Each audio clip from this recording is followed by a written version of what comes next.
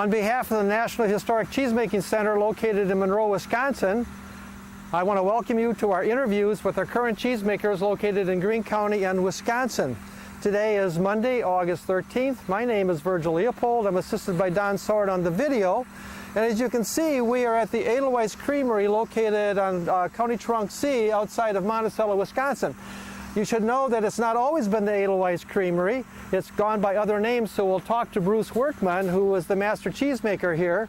Bruce has some interesting stories, I'm sure, to tell us.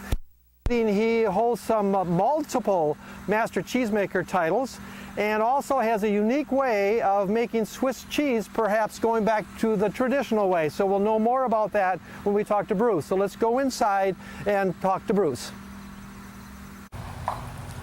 Good morning, Bruce. Good morning. It's good to see you. Thank you for taking the time to be interviewed. At our introduction, we talked about the fact that this is now the Edelweiss Creamery. It's not always been the Edelweiss name here. Can you go a little bit in the history of this building and some names that's been called, maybe even some cheesemakers that have been here? Yeah, the original factory, which is still part of the plant, which is way in the back, was built somewhere in the late 1800s. Okay. It was a small co-op, 4 or 5 farms, because we're on the four corners, brought their milk here. In around and I don't remember the name, it wasn't Town Hall, it was Capitol or something. Okay. But in 1952, 51, 52, they actually merged the co-op that was here with the Tolman co-op, which was around the corner. Okay. So that's when the new addition was built on with the glass fronts up here. And at that time, this was a really state-of-the-art Swiss cheese plant. It was called Town Hall Dairy, Washington okay. Town Hall okay. Cheese right. Co-op. Okay. The cheesemakers that have been through here, there's been Otto Muntz, he was a cheesemaker here. The Cranenbuehls were here, Walter and Randy. Ernie Yagi, who lives just down the road, came over from Switzerland and was here. Oh my gosh. So, I mean, there's a lot of old cheesemakers now that came over from Europe and did their apprenticeship here. Is Tony Zuger from Walnut, Illinois. Started making cheese here when he came over from Switzerland, and then he went on his own. So I know the name Otto Muntz because Otto Muntz was the cheesemaker at Ridge Dairy where my dad hauled to, and then Otto, I think, went from Ridge to here from Ridge at one point in time, maybe in the 50s it could Yeah, it would have been in the 50s. So that name rings a bell, and Ernie Yagi rings a bell, and a lot of these guys ring a bell to me, so that's I actually great. have a postcard where they spelled cheese days on the bank here in front of the plant. Yes, that's exactly right. I remember that. If you look at that postcard, there's a woman holding a baby. The woman is Otto's wife, and the baby was a classmate of mine. Oh, my word. So it's really cool. So when did you take over here then, Bruce? Well, in 2003, August, the plant had been left idle. Okay. The former cheesemaker moved on, had taken all the equipment out, and Albert Deppler owned the facility at that time. All right. And he actually kept the plant license operational, so my number is 188. It's really an old number for the state of Wisconsin. Okay. He kept the well operational, certified, and he kept my wastewater field certified with the DNR.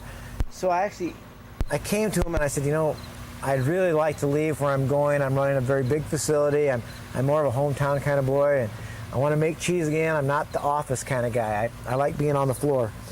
So where was this at, Bruce? I was managing Roth Case in Monroe at that time. Okay, I did not realize that. Yeah. All right.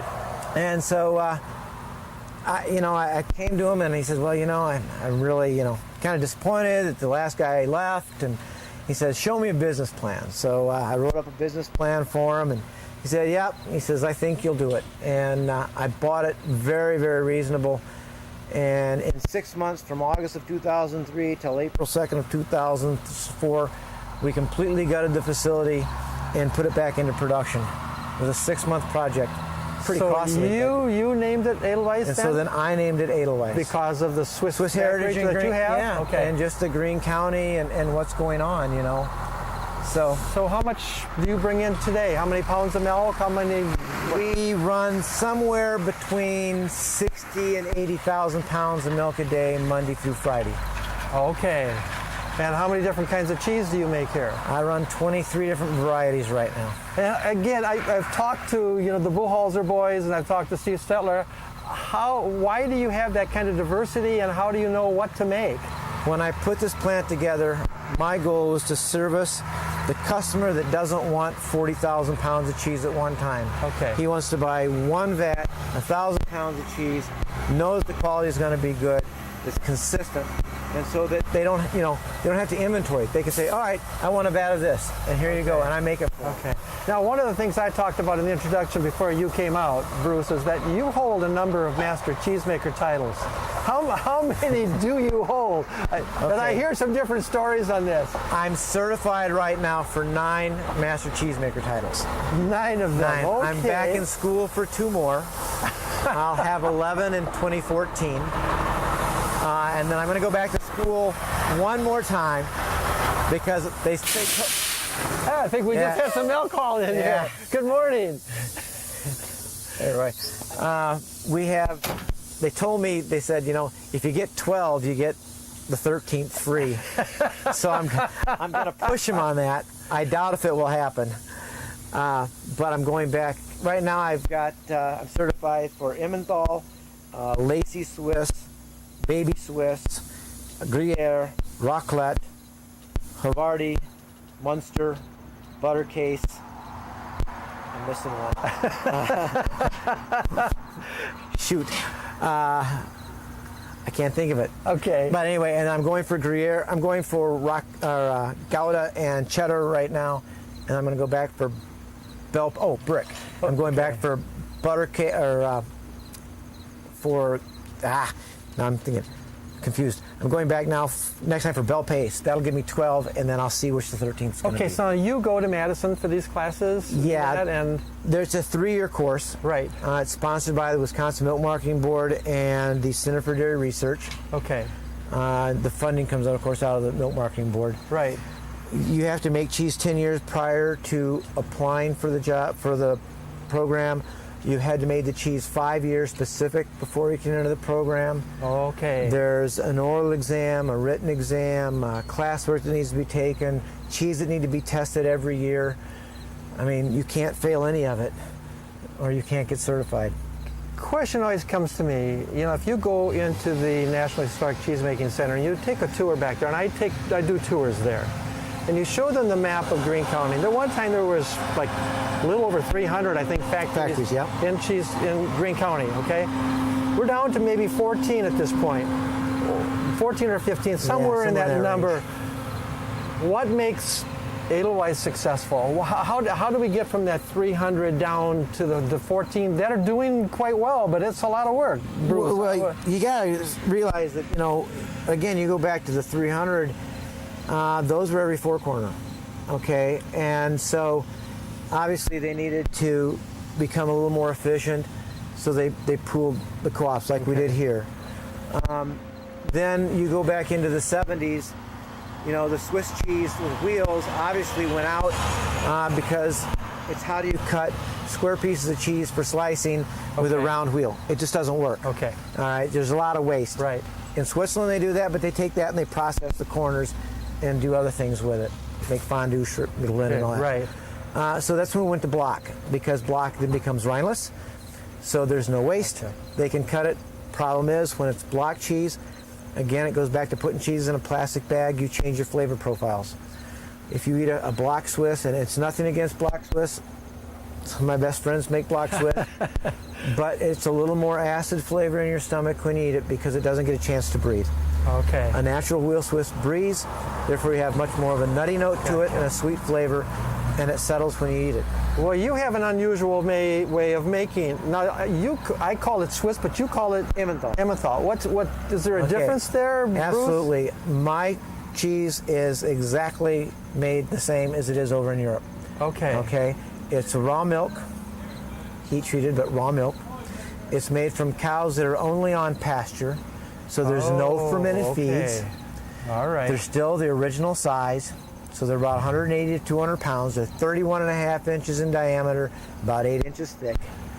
They're still cured on the shelves, open cured with a poly coat to help them, washed all the time with brine water during the curing. Same as what we show about the old time kinds of, I hate to say it, but the old time kinds of It's the labor of love. The only thing I have is the equipment that makes it a little more efficient to make. It's interesting when you talk about how it's made and where the milk comes from, because we just were at the State Fair watching Gary Grossen explaining, making some cheese up there in a small little aquarium, but explaining about the fact of you only using grass-fed animals for certain kinds of cheeses. Right. That would be the one that you do. So you've got farmers who will do that for you. I have 5 farmers that are rotational grazers, and I believe they have the toughest standards for rotational grazing than anybody in the state. They pretty much set the bar. And that means that every cow has 1.5 acres of pasture. Now that's a lot of grass. Yes, it is. Okay. By doing that, they can pad off their pastures, and the cows get pasture A for 12 hours, and then they get pasture B for 12 hours. So after every milking, they're walking back and forth. They get fresh grass. Now when they get done with this pad, that pad rests for 6 weeks. So it's harvested, it's fertilized, and then it gets to rest and grow. Okay. In a perfect world, that's great. This summer, of course, was a little tough. But you know, a cow on pasture, you know, doesn't really generate enough energy to produce really enough milk. Okay, it takes more than just grass. So they're allowed to add 40% of their diet with grain. Okay. No fermented feeds. Gotcha. No like silage. There's no silage There's no at all silage. involved in this. Okay. If they're back on silage, it's all for one on one for all. One on, we're all off. Okay. Okay. So I mean, we are at 5 weeks of off season because of the drought. We are now back on grass this week. doing that. Now, people, we just saw this big truck walk in, so people watching this are going to say, yeah, right, so it's in the boat. They get picked up separate, I'm guessing. Yeah. Well, actually, this truck here now is going to pick up my whey, because my whey goes for whey protein. Oh, okay. Okay. I have a hauler out of Monticello that picks up my farmers separate. Separate for them and brings that in, so and then people know it's never mixed with anything else. I have 4 milk silos, so I keep it segregated. And because I'm small, I can do that. That's what gives me the opportunity to do so many cheeses, is because I can do other people's milk and keep it separate and make their cheese specific for them. Okay. And then move on. So you bring in 40 to 60,000 pounds of milk a day, did you say? Well, it depends on what's going on. My farmers give me about 20 to 27,000 pounds of milk from them, so that's an every other day pickup because they're all small. Sure. And then the rest of my milk is I purchase on the market. Okay. Or I have farmers or a company that will bring me the milk and I make their cheese for them. Okay, so that translates into how many pounds of cheese do you make a day? About 7,000 to 8,000 pounds a day. Okay, from that. So still that 10-to-1 ratio almost is what we keep talking about that, and that's pretty close to it. It just varies on the type of cheese you make. Can we go inside and see your copper kettle? Absolutely, let's go inside and talk cheese. Wonderful. Thanks, Bruce. We'll do that.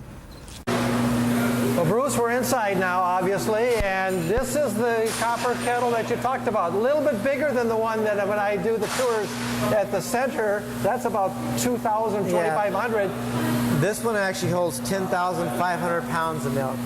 Now, this actually came from Switzerland. It came from the Master Cheesemaker School over in Ruthie. So when I was leaving Rothcase, I mean, this is a pretty good story. When I was leaving Rothcase, I went to the owner, Felix, who lived in Zurich, and I said, you know, Felix, I said, I'm going to go back on my own. Corporate world is not really meant for me anymore. I miss my roots going back making cheese. And he understood. I mean, I had tenure in, and I said, I want to go back to make Swiss cheese because nobody anymore made traditional wheel Swiss in the U.S. That was pretty much gone, wasn't it? It was gone. It had been 5 years since Randy Cranenbuhl had made any. Okay. And he was the last Swiss maker here in Greene County. Gary Grossen was the other one that made the wheel now Swiss. Gary's up at UW. And Randy's in Indiana. No, Randy's not in Indiana anymore now. He's at Belgioso. Is that in northern Wisconsin. Okay, all right. So, I said, I really want to make Swiss cheese, but I really don't want all the work that we had to do when I started. So I'm getting too old for that. And he said, well, let me go back home and see what I can do. So he went back home, and I hadn't bought this facility yet, but it was close. I mean, Albert and I were getting real close, and he called me up the next day, and he says, oh, I got you a press, and I got you a Swiss kettle, and I said, I can't do it yet. So a couple weeks went by, and I called him and said, I've got everything, the building settled. I said, can you find me some equipment? He goes, oh, I bought it. He said the Master Cheesemaker School just closed. The subsidies were coming off the European market. They had to close 2 of their schools. So the school that trained all the Swiss cheesemakers how to make Emmental and Gruyere and raclette and your Parmes and Romanos, all your Grana-style cheeses, I bought. That's where this kettle came in. Oh my gosh. This kettle was built in 1988. It's called a Hensler. Okay. And it holds 10,500 pounds of milk. It will make 5 wheels of Emmental if I had a press big enough to do that. Okay. But I don't. I'm limited because of capacity to put the curd. So I use 8,000 pounds or 8,200 depending on seasonal milk to make 4 wheels that are 31.5 inches across and 8 inches thick. It's cool. Now I also automated it. So I have a system of lights and I have a control panel inside that during the process of making this cheese, because it is raw milk, I don't want anybody else to come and stick their little fingers in here and then go over and touch something else on the other side, because if they don't wash, whatever they just touched became raw milk. Okay. So I'm the only guy that makes cheese in this. But I have a bank of lights up on top on the wall, and the blue light is designated only for this kettle. So during the process of making cheese, I've used technology to help me, but not to make my cheese. I'm not an enclosed vat cheesemaker. I don't put my vat and let the computer do it. All it does is say, all right, I'm full. You should put your cultures in. I do, and I push the button. It says, good. When the culture time is up, it says, you know, I'm at this temperature. Do you want me to be ready to put rennet in or not? And if I do, I start it and I put my rennet in. It will stir. It will stop. 25 minutes into the set, the light flashes again. Hey, come back here. Take care of me, you know? Make sure that I'm ready to go. Because milk changes every day again, you don't know, it could be early, it could be late. Okay. But you want to be on top of it because you don't want to overset, let it go too long when you make Emmental. You got to be on top of it. So it gives me the opportunity to get back here, take care of it, push the button, and start the cutting process. And the same thing goes through the cooking. There's 2 steps. Do you still reach in yourself and still reach in and check? Still do that? Because I see every cheesemaker who works does that. We do that with every vat we make because that's one of the ways it's called grip. It's how we can tell the cheesemaker is if that cheese is ready to pump or not. It's too soft, it'll be too mushy in your hand. Is that from experience, Bruce, that you get to do that? It's just trial and error. I mean, you got to learn. I mean, when I train my cheesemakers, they're with me for a long time. And they do that whole thing. I'll say, I want it to feel like, you know, a soft pea after it's been cooked. Not overcooked, but, you know, I want it there, you know.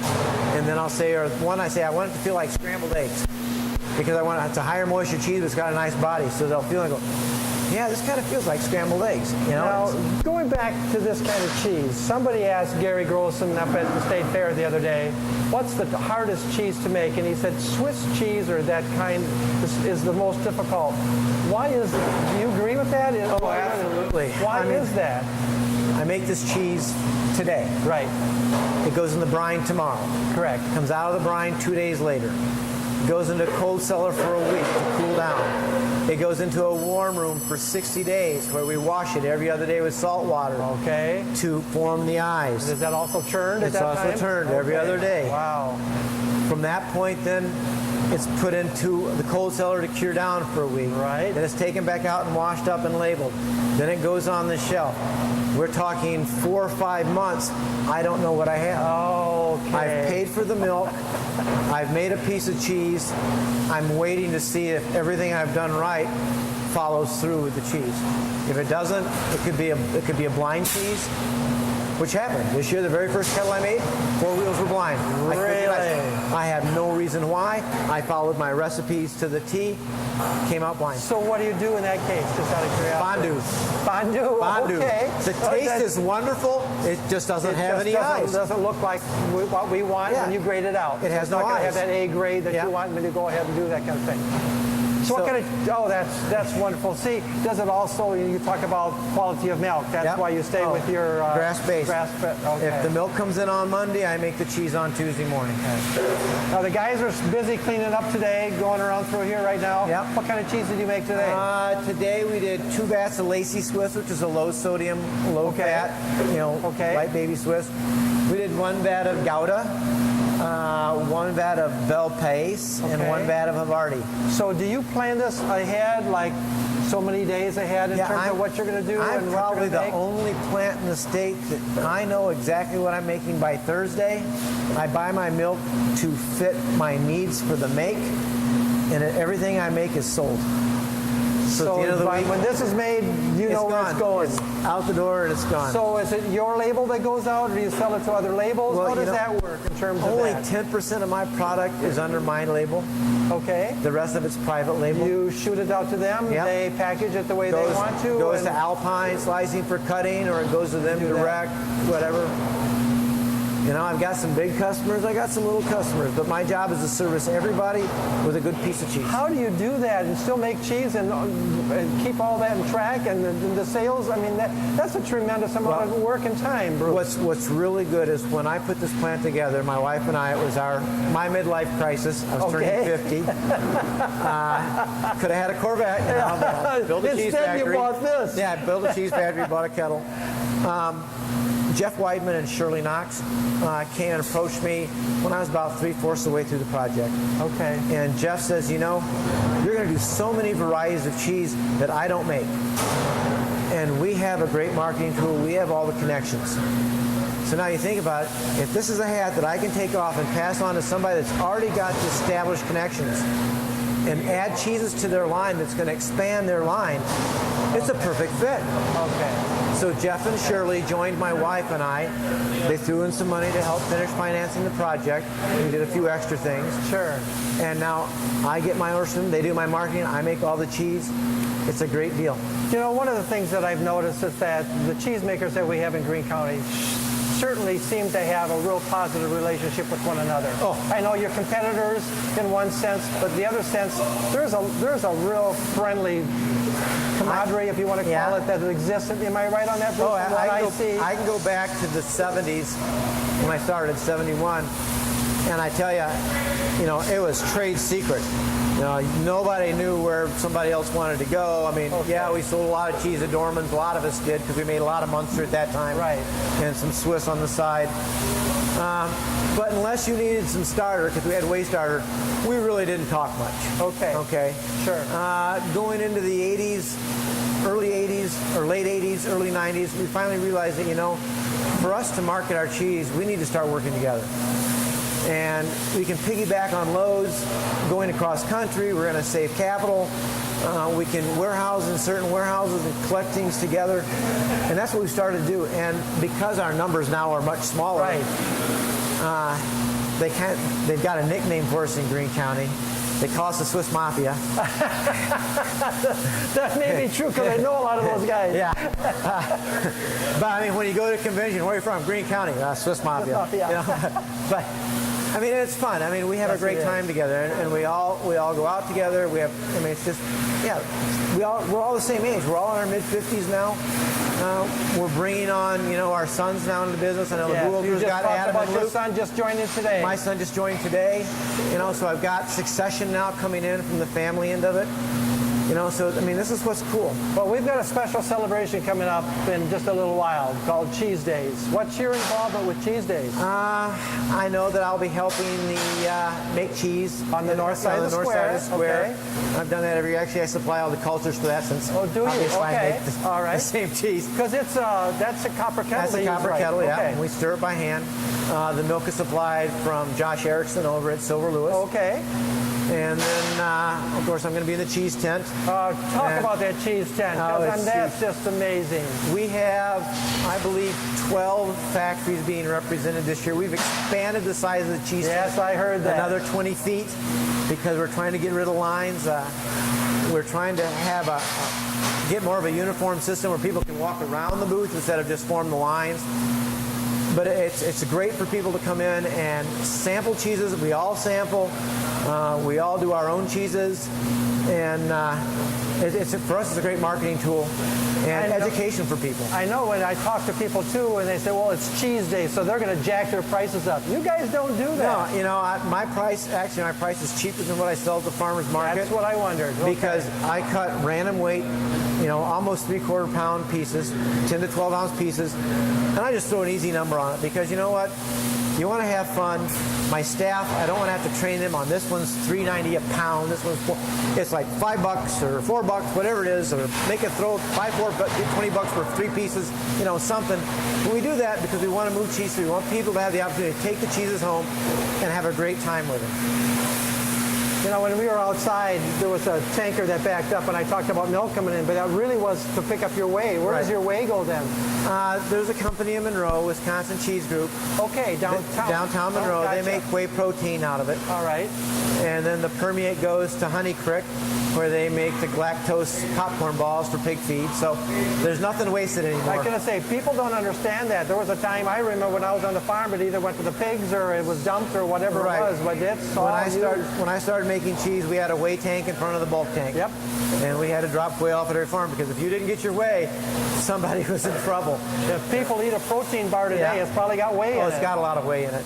So it's there. The whey price is actually better than the cheese price right now. Is that right? Yeah. What's going on?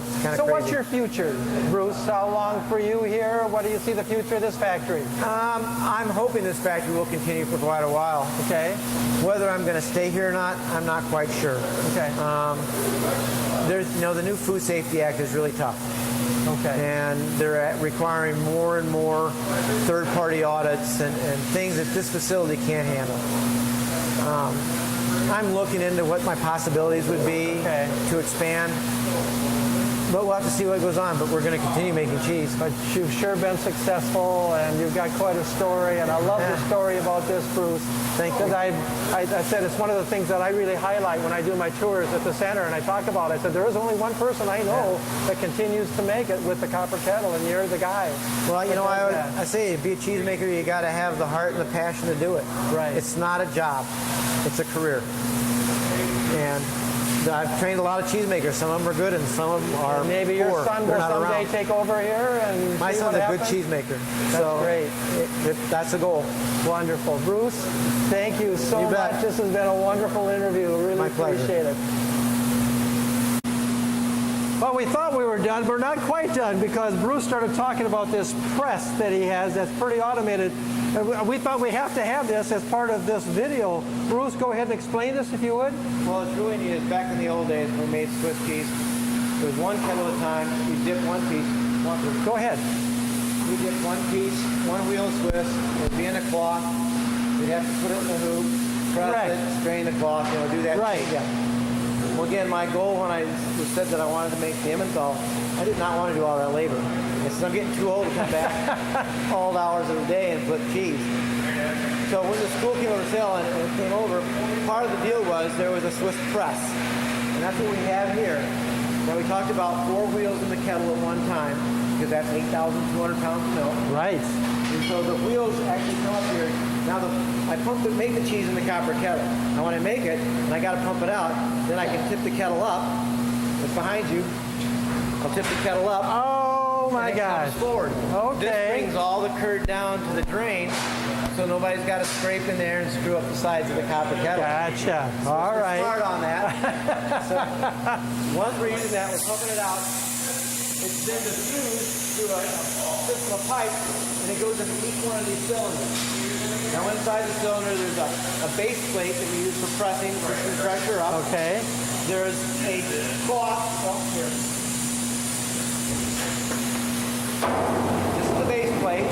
So this is the actual size of the piece of cheese. All right. This will go in first. Run through. Yep. Then we put this cloth, this cheese on top. It's got holes in it, so the weight can go through it, but there's a cloth that fits over this. Okay. Then we pump the curd in there, and then I do the same thing reversed on top. Then I put a lock ring on. Now I've got this full of whey, got it full of curd, but it's still not pressed. The next thing I have to do is I got to start it up. So when I start it, I start the button, and I push the cylinders, and you'll see the cylinders peak up here over the top. But with curd in there, they don't peak up because they're pushing against the mat. Gotcha. But it brings up and it compresses that whole mass of curd and whey into one solid mass. Now it's very, very important that we keep this full of whey.